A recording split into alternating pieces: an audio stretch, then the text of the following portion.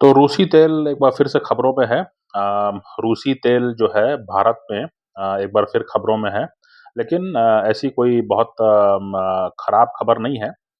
दरअसल कुछ समय पहले भी मैंने वीडियो बनाया था इस मामले में कि रिलायंस जो कंपनी है जामनगर रिफाइनरी गुजरात में, रिलायंस ने जो है एक बहुत बड़ी डील कर ली है रूसी तेल के लिए। तो तकरीबन सालाना $13 बिलियन का जो रूसी तेल है वो भारत आया करेगा। रिलायंस ने जो है वो सारे तेल को जो है एक बहुत बड़ा समझौता कर लिया है आने वाले कई सालों तक। अब जो बात है वो ये है कि जो रूसी तेल है वो जहाज़ में जितना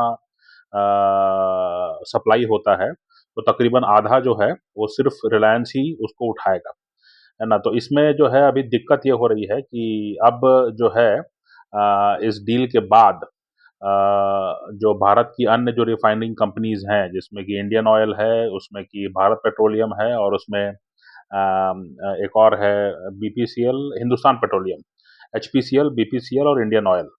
ये तीनों जो रिफाइनर्स हैं, इनको अब रूस से तेल मिलने में कठिनाई हो रही है, तो अब इसलिए इनको हो सकता है कि पश्चिम एशिया में जो है दोबारा से जो है दरवाज़ा खटखटाना पड़े और पश्चिम एशिया में जो है स्पॉट पे, यानी कि मौके पर जो उपलब्ध है ना? मौके पर जो भी उपलब्ध है कंसाइनमेंट उसका ऑर्डर ये कर सकते हैं और उसी तरफ ये देख रहे हैं। हालाँकि इनके पास अभी अपना भी जो है काफ़ी ज़ख़ीरा पड़ा हुआ है, काफ़ी जो है मतलब इनके पास अपना स्टॉक है, जिससे 1-2 महीना चला सकते हैं ये।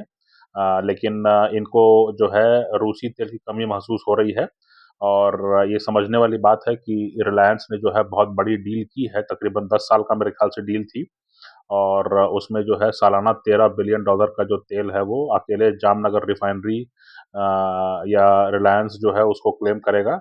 यानी कि रूस जो समुद्री रास्ते से जो अपना तेल सप्लाई करता है उसका आधा जो है वो सिर्फ रिलायंस ही उठाने वाला है ना? तो ये बहुत बड़ी डील है, इसकी बहुत चर्चा हुई थी, बहुत ज़्यादा इसका मीडिया रिपोर्टिंग हुई थी।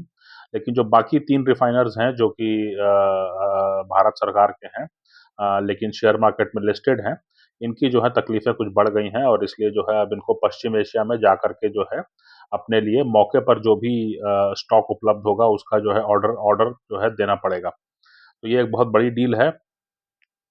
रूस के बारे में ये कहा जा रहा है कि वहाँ पर भी जो है अब रिफाइनर्स जो हैं उन्होंने काम चालू कर दिया है। बीच में कुछ मेंटेनेंस वगैरह का काम था तो इसलिए जो है वहाँ के रिफाइनर्स ने काम बंद कर दिया था।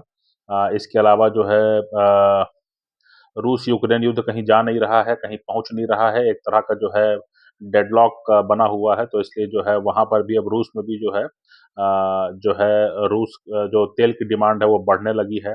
और उनका जो ओपेक का हिस्सा है, इसलिए उनके वहाँ पर भी जो कमिटमेंट्स हैं, वो इस सभी जो है सभी कुछ मिला कर के जो है अभी स्पॉट में जो है रूसी तेल मिलना कम हो गया है। तो इसीलिए जो है अब जो भारत के सरकार के जो तीनों बड़े कंपनियाँ हैं इंडियन ऑयल, भारत पेट्रोलियम और हिंदुस्तान पेट्रोलियम, ये सभी जो हैं ये अब पश्चिम एशिया का रुख करने की सोच रही हैं। हो सकता है कि वेनेज़ुएला से भी इनको मिल जाए।